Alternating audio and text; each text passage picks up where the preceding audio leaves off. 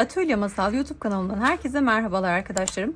Bugün sizlerle çok pratik, kolayca örebileceğiniz çok şahane şık bir çanta öreceğiz. Yan çanta öreceğiz. Telefon çantası olarak kullanabilirsiniz. İçerisine telefonunuzu, anahtarınızı da rahatlıkla koyabilirsiniz. Diğer malzemelerinizi de koyabilmeniz için çok dar örmek istemedim. Şöyle göstermiş olayım. Ağzını mıknatıslı çalışacağız. Bu şekilde kordonlu çalışacağız. Ben aksesuarlar kullanacağım. İsterseniz aksesuar kullanmadan direkt kordonu dikerek de örebilirsiniz. Arzu ederseniz bu açıp kapama kapağını, minik kapağını yapmaya da bilirsiniz. Bu şekilde de kullanabilirsiniz. İçinde şöyle bir cüzdan konumlandırdım. Rahatlıkla telefonunuz, anahtarlıklarınız da sığacaktır. Şöyle göstermiş olayım arkadaşlar. Çok güzel, çok pratik örülen ve şahane duran bir model çalışacağız sizlerle. Hemen ölçülerini vermek istiyorum çantamızın. Şöyle ölçülerini de görmüş olalım. Çanta tabanımız zincirle başlayacağız. Zincirle başladığımız bölüm yaklaşık 15 santim ve üzerine çıktığımızda modeli kurduktan sonra genişleyecek. Şuradan çekelim ölçüyü. Şöyle alayım. 16 buçuk diyebilirim arkadaşlar. Şu an içi dolu olduğu için hemen uzunluğunu da ölçelim. Uzunluğunu kendi istediğiniz şekilde yapabilirsiniz. Belirleyebilirsiniz. Daha kısa veya daha uzun da çalışabilirsiniz elbette. Şöyle bakalım. 18 santim boyunda bir çanta olacak. 110 santim çanta kordonu çalıştım arkadaşlar. Bu da çok çabuk ve pratik bir şekilde örebileceğiniz ve rahat kullanılabileceğiniz hafif yumuşak olan bir kordon. Yumuşak demişken malzemelerimizi de söylemek isterim. Malzemelerimize geçmeden önce kanalıma ücretsiz abone olabileceğinizi hatırlatmak istiyorum. Bildirimlerinizi de açın lütfen. Yayınladığım videolardan anında haberdar olabileceksiniz. Malzeme olarak arkadaşlarım şu şekilde kağıt ip kullanıyorum. Çile halinde alıyorum, sarıyorum. Herhangi bir işlem yapmadan direkt örmeye başlıyorum ben. Genelde de ütü kullanmıyorum arkadaşlar. Örerken el ütüsü yapıyorum.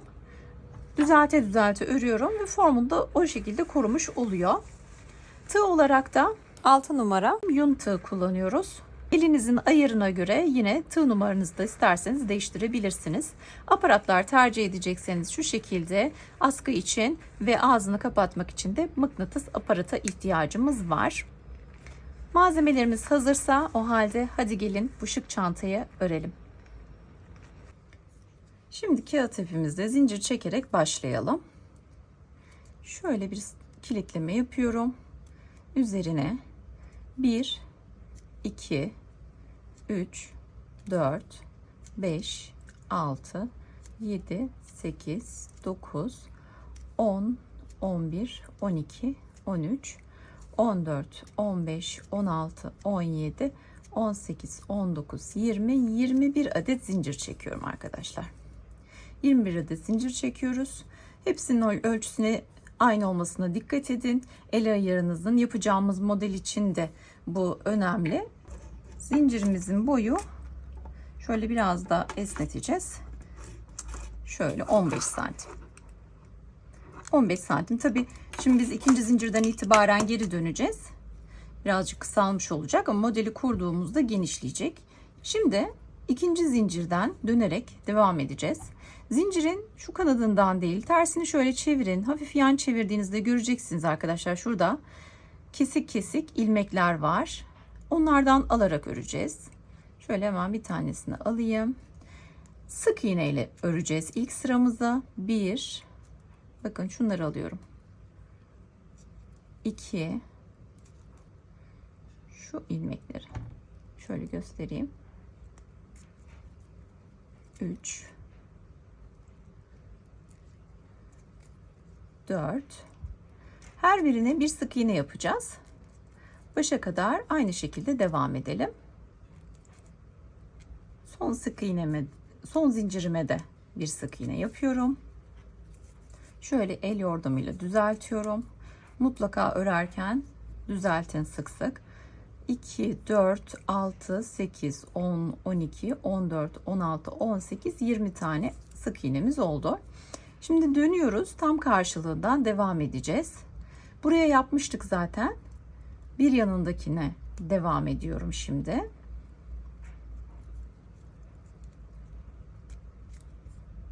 Bir, iki. Bakın. Şimdi zincirin arka tarafından, sırt tarafından ördüğümüz için bu taraf, zincirin bu tarafında başak başak görüntüler kaldı. Şimdi ikisini bir alarak devam ediyoruz. Ki çantamızın taban kısmında açıklık olmasın, zincirde bir açıklık görünmesin. Bununla ilgili detaylı videom da var. Onu da ekleyeyim arkadaşlar, izleyebilirsiniz.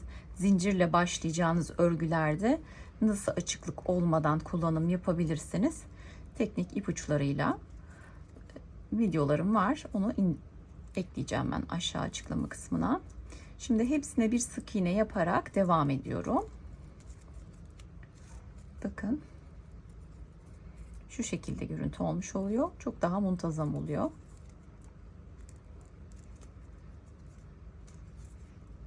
İpimizi de içinden yürüterek devam ediyorum. Başa kadar gelelim aynı şekilde. Şimdi son zincire de bir tane sık iğne yapalım. Şimdi bu tarafta kaç sık iğnemiz oldu? Bakın arkadaşlar. Şurasıydı dönüşümüz. 2, 4, 6, 8, 10, 12, 14, 16, 18, 19 sık iğnemiz olmuş oldu. Köşede bir kez batıp döndük. Karşılığına geçtik çünkü. Başladığımız sık iğneden şöyle ilmek kaydırma yaparak geçeceğiz. Şöyle bir zincir çekelim, sabitleyelim ve bu ilmek kaydırmayı da bir sık iğne olarak sayacağız. Şöyle göstermek isterim. Şimdi şu düğüm yaptığım ilmeği sayalım. 2, 4, 6, 8, 10, 12, 14, 16, 18, 20, 22, 24, 26, 28, 30, 32, 34, 36, 38, bakın 40. 21 zincir çektik ve 40 sık iğne var etrafında. 40 sık iğne ile devam edeceğiz arkadaşlar. Modeli de kuracağız. Model de 40 sık iğne üzerinden devam edecek. Sık iğne tabanımız için yeterli böyle bir sıra dönmemiz. Şimdi üzerine modeli nasıl kuruyoruz onu görelim. Şöyle bir sık iğne zincirle burayı bağlamıştım. Şimdi bir sık iğne yapıyorum. Aynı yere bir sık iğne yapıyorum ve modelimi başlatacağım. Tığımın kancasında bir tane ilmeğim var. Aynı yere tığımın kancasıyla bir ilmek çekiyorum, bekletiyorum. Bir sonrakinden ilmek çekiyorum. Son çektiğim ilmeği ikincinin içinden geçiriyorum ve ikisini bir kapatıyorum. Yapacağımız işlem bu arkadaşlar. Tığımda ilmeğim var. En son çalıştığım yerden bir ilmek çekiyorum. Bir yanından ilmek çekiyorum. 3 tane ilmek oluyor.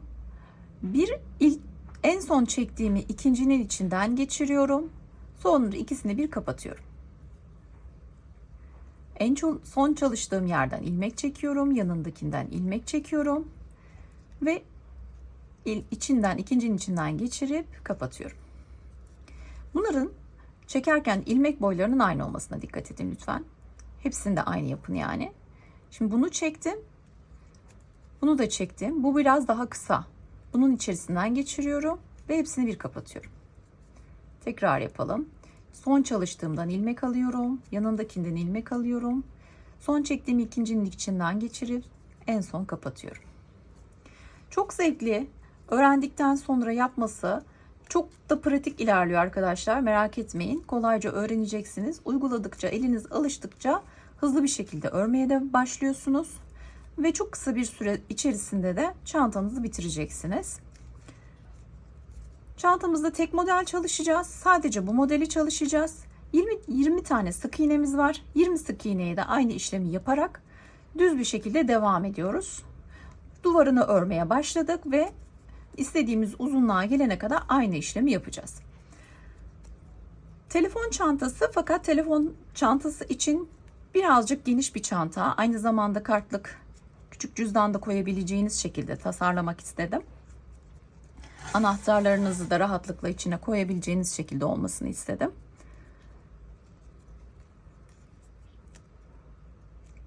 Şu şekilde bakın. Pratik olarak ilerliyor. Dönüşte nasıl yapıyoruz? Dönüşü de hemen göstereceğim size. En son çalıştığım ve yanındakinden ilmeklerimi çıkartıyorum. Ve bu ilmeklerle çalışıyorum.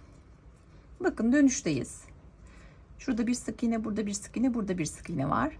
Hepsine yine aynı işlemi yapıyorum. Yanındakinden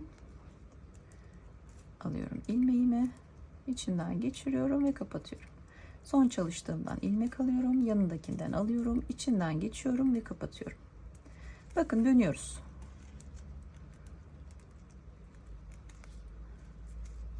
Dönüşümüzü yaptık bile. Şöyle tığımdan kaçtı. Hemen. Örerken kendinizi çok sıkmamaya çalışın arkadaşlar. Rahat ve gevşek bir şekilde örebilirsiniz tığınız ilmeklerinizi. Tığımız yeterince kalın. İpinizi seçerken de yumuşak dokulu olanları tercih ederseniz daha rahat, daha kolay örürsünüz. Şu şekilde devam edeceğiz. Bakın ben şu şekilde parmağımı doluyorum. Şöyle parmağımı doluyorum. Şöyle alıyorum. Yani bu şekilde böyle alışırsanız eğer daha rahat örersiniz tavsiyem.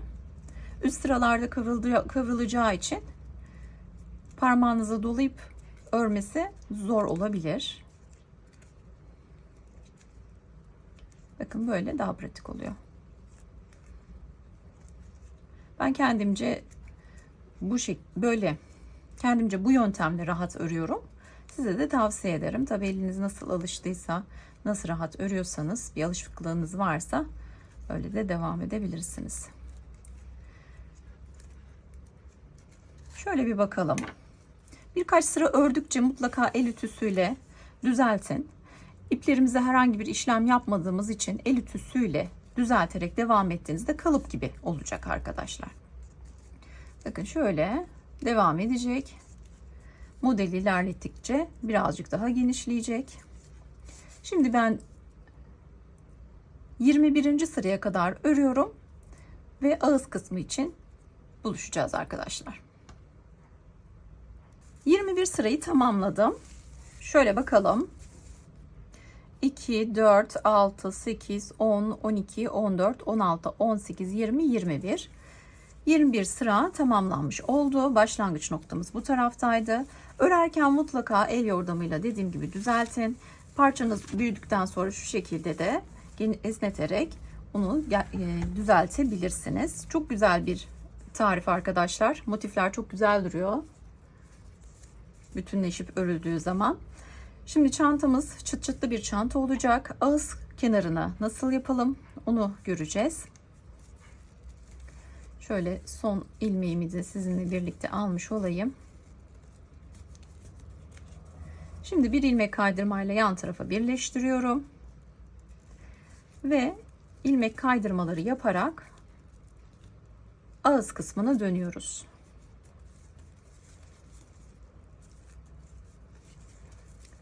Şöyle bir sonraki ilmekten alıyorum ve tığımdaki ilmekten geçiriyorum.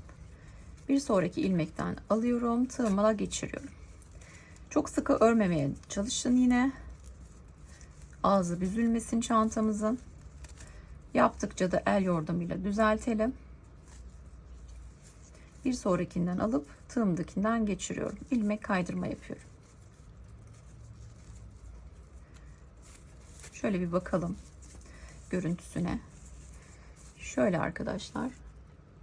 Bu şekildeyken ilmek kaydırmayla böyle görünmüş olacak. Ağız kısmını da bir kapama yapmış olacağız.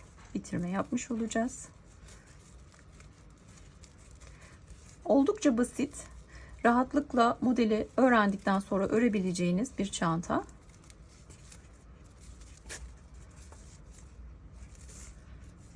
Şimdi başa kadar ilmek kaydırmayı yapıyorum.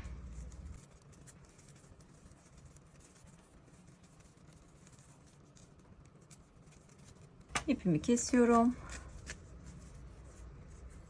Şöyle bir sonrakinden ipimi geçiriyorum. Ve tekrar şöyle ilmeğimin içerisinden, şuradaki ilmeğimin içerisinden ipimi çekiyorum. Pürüzsüz kapamamı yapıyorum. Şöyle iğne yardımıyla da içeriye alalım ipimizi.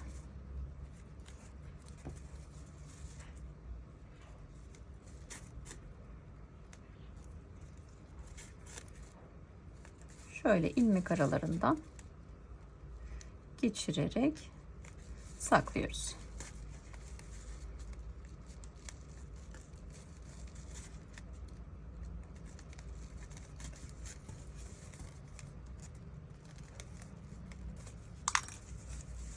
Evet. Hadi gelin o halde şimdi askı yapımına başlayalım.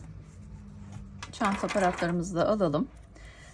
İsterseniz örüp çantaya dikerek de kullanabilirsiniz. İsterseniz bu şekildeki çanta aparatlarından da tercih edebilirsiniz. Ben şu şekilde çantaya takacağım. Kordonun üzerinde öreceğim. Şimdi şöyle bir içerisinde düğümleyelim. Şöyle içine alıyorum. Bunun üzerinden örmeye başlayacağım. Önce sık iğne örüyoruz arkadaşlar. 1 2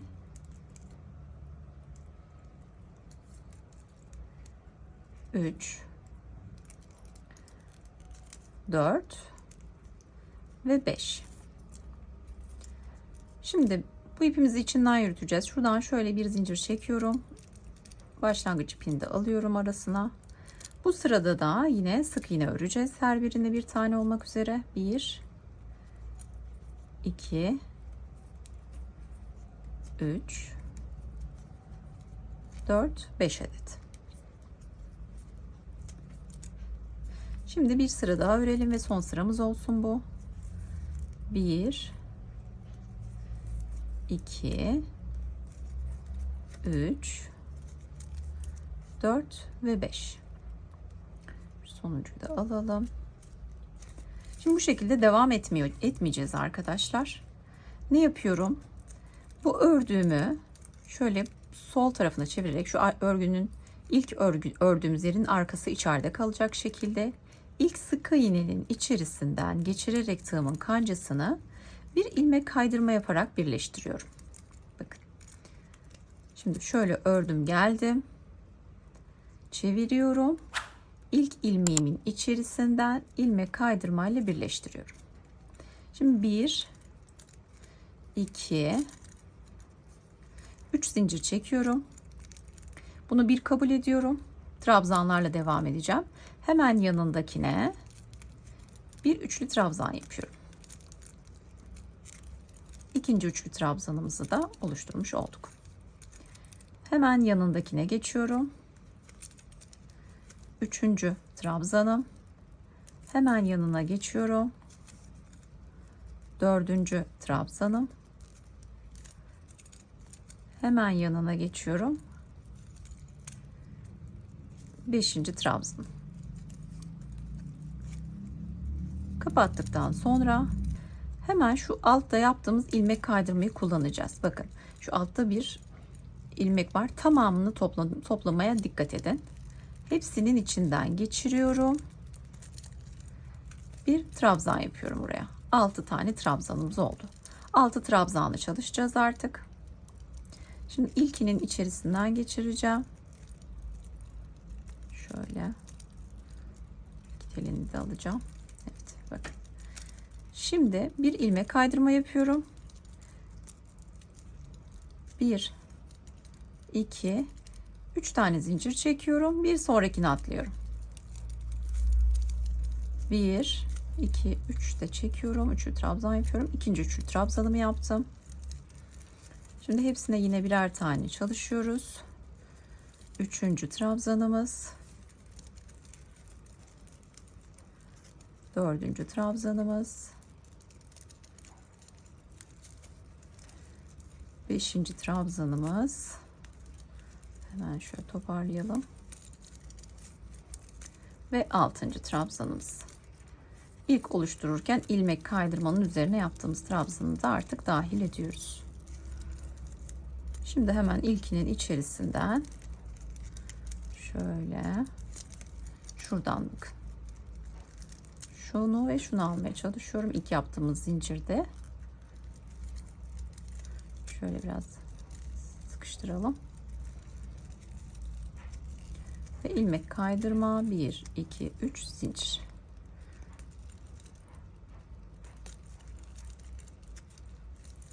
Bakın çalışmamızı şöyle göstereyim size. Şunu keselim.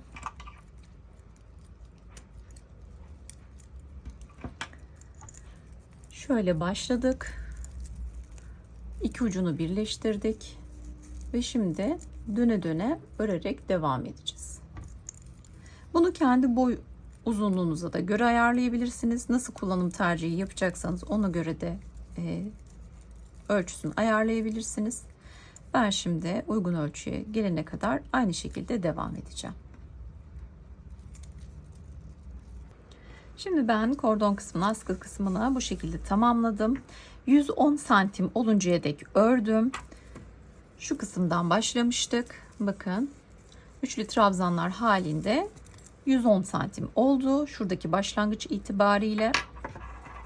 Şimdi ilmek kaydırma ile birleştirdiğimiz yerden bir zincir çekiyorum. Diğer aparata bağlayacağız. Ve aynı yere bir sık iğne yapıyorum. 2 3 4 5 tane sık iğne yapıyoruz. Bir zincir çekiyorum, geri dönüyorum. 2 sıra örmüştük birleştirmeden önce. Yani burada birleştirdikten sonra burada da birleştirmeden önce olacak. Şimdi ikinci sıramızda da yine 5 sık iğne örelim başa kadar. Şöyle 4. Şuradan alacağım bir de. Şurada bir ilmeğimiz daha var. 5. 1 2 3 4 5. 5 tane ördük. Şimdi ipimi uzunca keseceğim. İğne yardımıyla bağlayacağım. Birleştireceğim. Şöyle ipimi çekiyorum.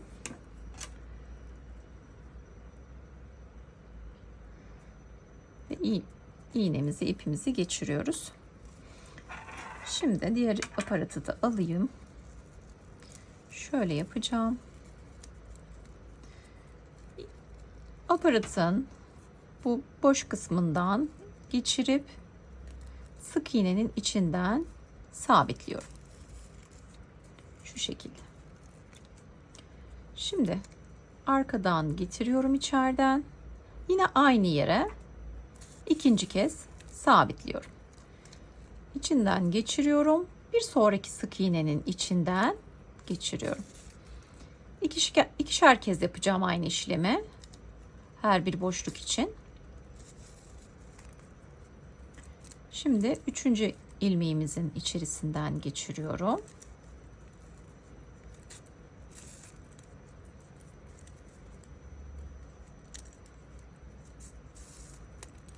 Bakın şu şekilde çift çift olacak. Halkanın içinden geçiriyorum. Bir sonraki ilmeğe atlıyorum ve sabitliyorum. Geçiriyorum.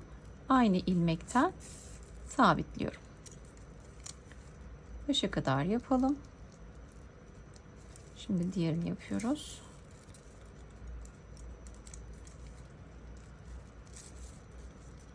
Şöyle kaydıralım. En son ilmekten de geçiriyorum. Şu şekilde tamamlamış olduk. Diğerini de görelim. Bakın. Evet. Şimdi ipimizi sabitleyelim. Şöyle bir düğümlüyorum. Ve içeride yürüterek saklayacağım ipimi.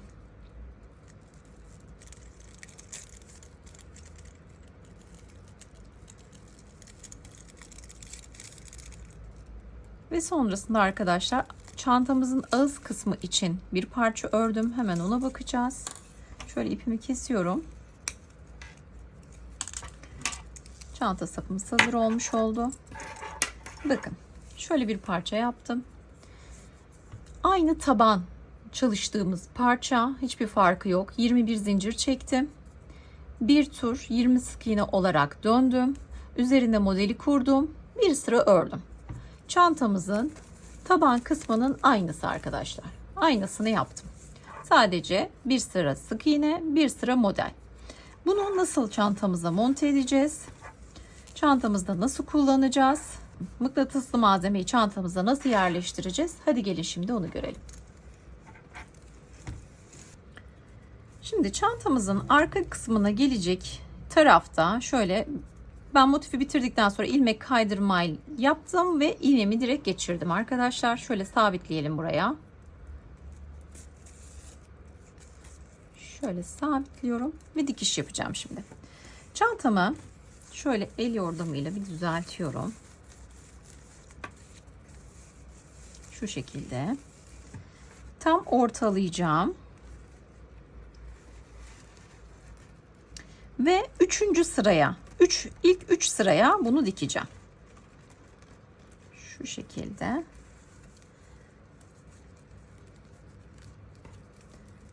Şöyle çantadan bir parçadan alarak şöyle alttan girelim. Yandan çıkalım. Tekrar şöyle çantadan alalım. Bir tel. Parmağınızla sıkıştırın, kaymasın. Mutlaka. Bir yana geçiyorum. Bir çantadan alıyorum motiften. Bakın şuradan şöyle alıyorum. Sıkıştıra sıkıştıra dikişini yapıyorum. Aynı yerden tekrar giriyorum. Bir yandan geçiyorum. Motiften alıyorum. En son çıkış yaptığım yerden tekrar giriyorum. Bir yana geçiyorum. Çantadan alıyorum. Aynı yerden ve bu sefer parçanın yanından geçiyorum. Çantanın arkasından çıkartıyorum. Şöyle kaybede dikişlerinizi yapabilirsiniz. Şimdi şu taraftan geçelim ve bu kez tam karşılığından buradan çıkalım. Bir yandan şöyle çevireceğim. Bir çantadan şurası değil, bir geriden olacak. Çıkış yaptığımız yerden girelim ki gizli dikişimiz düzgün dursun. Şöyle tekrar modelden yine çıktığım yerden modelden alıyorum. Çıktığım yerden alıyorum. Bir yanındakinden alıyorum. Modelden şöyle ala boşluk bırakmayacak şekilde evet. Yanındakinden çıkıyorum. Şöyle bir yerde düğümleyelim.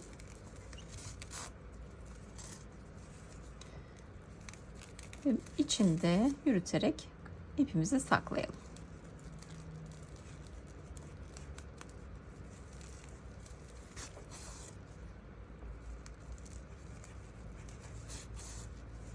Şimdi arka kısmının dikişini tamamlamış olduk. Şöyle bir çanta kapağı yapacağız. Küçük bir tane kapak. Çok böyle dar yapmayacağım arkadaşlar. Ben birazcık bol durmasını istiyorum. Şöyle el yordamıyla çantamızı düzeltelim. Ben ütü yapmadan kullanıyorum. Dilerseniz ütüleyebilirsiniz içerisinden. Bakın. Şöyle. Evet. Şu şekilde. Kaçıncı sıra? 2, 4, 6, 8. 8. sırayı kullanacağım. Mıknatısımızı buraya takacağız. Şu şekilde bir aparatım var. Şöyle bir arkası var. Burası çantanın kapak kısmına gelecek. Orası için küçük bir motif yapacağız şimdi sizinle birlikte. Şöyle demiştik. Bakalım. 2, 4, 6, 8. Şöyle ortada şuraya takıyorum. Şöyle 2 motif alacağım. Şöyle arkasını çeviriyorum. Şu şekilde kıvırarak bir aletle monte etmiş oluyoruz. mıknatısımızı. Şimdi mıknatısımızın diğer parçası burada olacak fakat görünmemesi adına şimdi buraya konumlandırdığımızda çünkü arkadan çıkacağı için küçük bir motif yapacağız hemen sizinle. Şöyle ipimi alayım.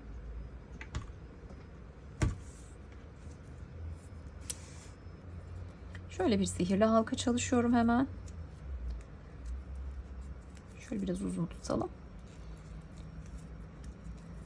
1 2 3 4 5 6 7 ve 8.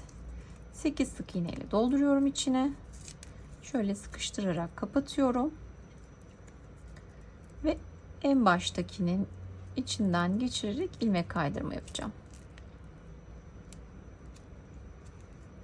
İlmek kaydırmamızı da yapmış olduk. Bakın. Şimdi şuraları kullanarak, eğer aparatınız bu şekildeyse, farklı aparatlar da var kullanılan. Bu şekildeki aparatlar için şöyle bir yöntem olmuş olsun size. Bir sıra daha örebilirsiniz isterseniz. Şöyle ben altlardan alarak dikişini sağlayacağım. Şimdi aparatı burada kapatıyorum. Şöyle içine doğru kapatacağım. Dikiş için uzunca kesiyorum. Şöyle ipimi çekiyorum. Şöyle iğnemizi alalım.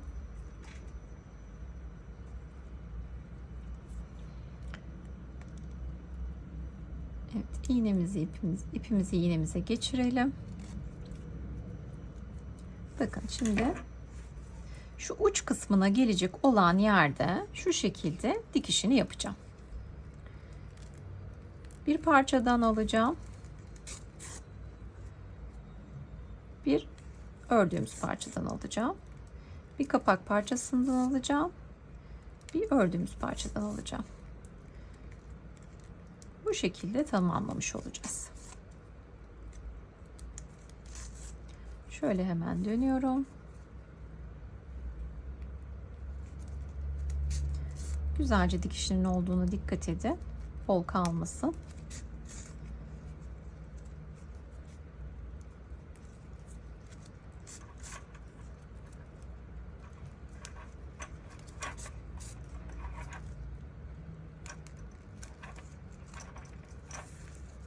Şöyle bir çevirelim. Evet, bakın. Bu şekilde tamamlamış olduk. Arkadan herhangi bir görüntü yok. Şimdi şurada düğümleyip ipimi saklıyorum.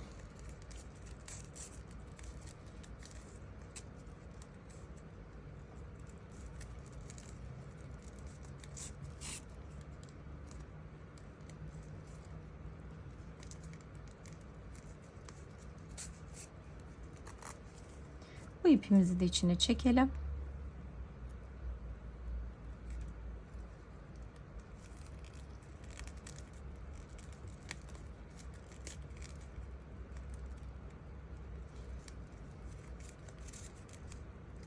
Bu ipimizi de sakladık. Şimdi uçlarını kesiyorum.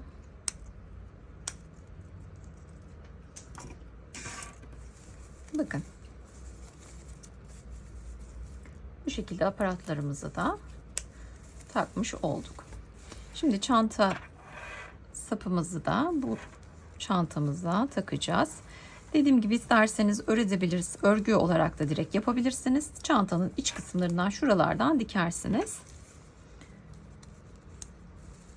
Bu şekilde kullanmayı tercih ederseniz de videoda gösterdiğim gibi yapabilirsiniz.